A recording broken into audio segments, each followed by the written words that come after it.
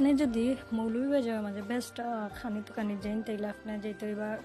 the লাজবাব because of the লাজবাব অনেক বছর ধরে মৌলভীবাজারের মাঝে স্বনামধন্য রেস্টুরেন্ট হিসাবে খ্যাতি পাইছে বাট লাজবাবর সব থেকে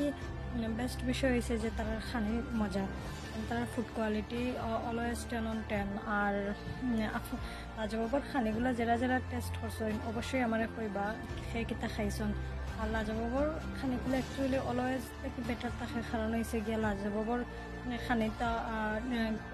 কোনো রেটিংস হয় না রেটিংস থেকেও বেশি কারণ হয়েছে গিয়া